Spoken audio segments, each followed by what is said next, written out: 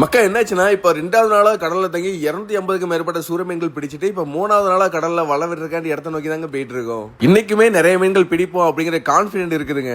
அப்படியே போயிட்டு இருக்கும்போது திடீர்னு சுத்தி மழையுமே பெய்ய ஆரம்பிச்சிட்டுங்க. மழை பெஞ்சோன்னா நம்ம வீல் ஹவுஸ்க்கு வந்துட்டோம். மழை பெஞ்சா நமக்கு பாதுகாப்பு இந்த வீல் ஹவுஸ் தாங்க. அப்புறம் கொஞ்சம் மழை நின்ன மாதிரி இருந்துச்சுங்க. அந்த நேரத்துல நம்ம போட்டு பக்கத்துல ஒரு ஜெர்மனி சரக்கு கப்பல் ஒன்று கிராஸ் பண்ணி போகுது பாருங்க. கடல் மேல போட்ல இருந்து இந்த மாதிரி கப்பல்களை பக்கத்துல பாக்குறதுமே ரொம்பவே சந்தோஷமா இருக்குங்க. அப்புறம் மதிய சாப்பாடுக்கு கேர மீன் குழம்பு வச்சு ஒரு பிடி பிடிச்சிட்டு சாயங்காலம் 4 மணிக்கு கடல்ல வலையுமே விட ஆரம்பிச்சிட்டோங்க. கடல் தொழில பொறுத்தவரை டீம் ஒர்க் வந்து ரொம்பவே முக்கியங்க. இன்னைக்கு கடல் மேல சூரியனை பாத்தீங்களா, சும்மா வேற லெவல்ல இருக்குல்ல. அப்புறம் கடல்ல வலை எல்லாத்தையும் விட்டு முடிச்சதுக்கு அப்புறம் இரவு சாப்பாடு சாப்பிட ஆரம்பிச்சிட்டோங்க. எல்லாருமே இரவு சாப்பாடு சாப்பிட்டதுக்கு அப்புறம் நைட்டு 9 மணிக்கு ஒரு குட்டி தூக்கத்தை போட்டு நைட்டு 12 மணிக்கு எந்திரிச்ச மாதிரி வலையுமே பிடிக்க ஆரம்பிச்சிட்டோங்க. இன்னைக்கு நமக்கு ஆரம்பத்துல இருந்து ஒத்தையா ஒவ்வொரு சூரமீனா நம்ம வலையில வந்துட்டே தாங்க இருந்துச்சு. நமக்கு முதல் 2 செட்டு வலையில நல்ல சைஸ் சூரமீனா 40க்கு மேற்பட்ட சூரமீன்கள் வந்து வந்துச்சுங்க. இப்ப அது எல்லாத்தையுமே ஐஸ் வச்சுட்டு இப்போ